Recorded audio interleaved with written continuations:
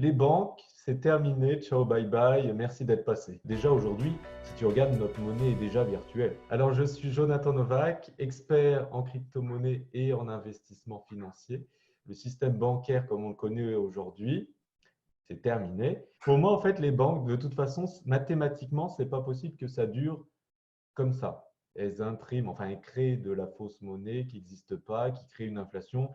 Et si tu regardes le cours des euros par rapport, par exemple, à de l'or qui, lui, garde sa valeur, bah, on voit que ça descend et qu'il y a à peu près officieusement 5% d'inflation par an. Si tu enlèves 5% chaque année, bah, au bout d'un moment, c'est zéro. Et il va falloir du coup un remplacement. On ne va pas utiliser des nouilles ou des coquillages comme à l'époque pour troquer. Il va falloir un moyen d'échanger. Selon moi, ma conviction en tout cas, c'est les crypto-monnaies.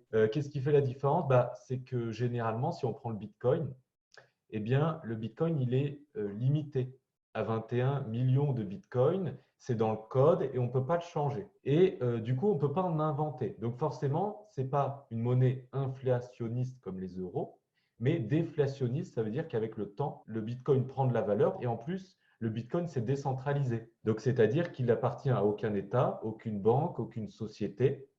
Il appartient à personne ou à tout le monde. Bah, quand tu as un Bitcoin, c'est toi ton banquier, quoi. Il est chez toi, il n'est pas dans un intermédiaire comme une banque. Si par exemple, moi j'ai un Bitcoin sur mon compte, eh ben, j'ai vraiment un Bitcoin. Que toi, si tu as 1000 euros sur ton compte, bah, en vrai, c'est juste un 1 et 3 zéros.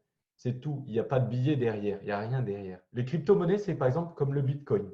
Et sa fonction, c'est d'être une monnaie donc utilisable uniquement sur Internet. Et une crypto-projet, c'est une start-up avec un projet qui utilise la technologie blockchain. La personne qui a créé le Bitcoin, on ne sait pas qui c'est. Il y a un pseudonyme, hein, c'est Satoshi Nakamoto, mais on ne sait pas si c'est un gars, une fille, un groupe de personnes, américains, chinois.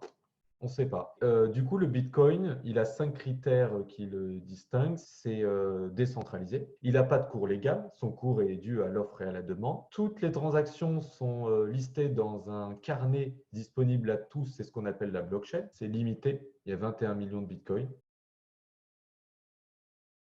Alors, j'aime bien ce sujet. Pour être cohérent, il faut investir dans le passé, dans le présent et dans le futur. Ce qui a marché dans le passé, ce qui marche dans le présent et ce qui marchera dans le futur, selon moi. 5 à 10% dans les crypto-monnaies, ça c'est le futur. Dans le présent, c'est bien d'investir aussi, mais dans les trucs pas en bulle, parce qu'en ce moment, souvent avant un crash, on est dans des bulles. Il y a une bulle et après il y a un crash. Et dans le passé, donc là on arrive à l'or, moi j'ai investi dans l'or, et dans les forêts, pour moi c'est mieux qu'une assurance vie, une forêt. Moi j'ai investi en 2016 dans les crypto-monnaies, donc il y a quand même pas mal de temps. Et là j'avoue, investi avec mon intuition. J'ai investi alors qu'à ce moment-là, tout le monde se disait que c'est de l'arnaque, enfin même encore un petit peu aujourd'hui, hein. Depuis des années, je disais que c'est telle crypto-monnaie qui va fonctionner. Je ne comprends pas pourquoi les gens ils en parlent pas de cette crypto. Elle valait 30 centimes. Et là, depuis, on va dire, 1 an et demi, le cours chute des crypto-monnaies. Et sauf que cette crypto-monnaie, elle prend de la valeur. Et aujourd'hui, elle est à près de 3 dollars. Et je me suis dit, bon, j'ai peut-être une capacité intéressante. La mort de quoi? En général. La mort du système bancaire pour. Alors, c'est quoi mon super pouvoir? Un dragon? Ça te convient comme super pouvoir? Bah ouais, en plus le dragon c'est marrant parce que c'est un des signes chinois qui me correspond. J'avais fait un Ah oui, coaching avec l'astrologie et tout. Et c'était le dragon qui est revenu. ça tombe bien. Ça me parle. Beau, super bête. Hmm. Bah ça sert à rien la beauté. En plus c'est subjectif. Donc je dirais bête et intelligent. Moche. Ah ouais, moche et super intelligent, c'est ça.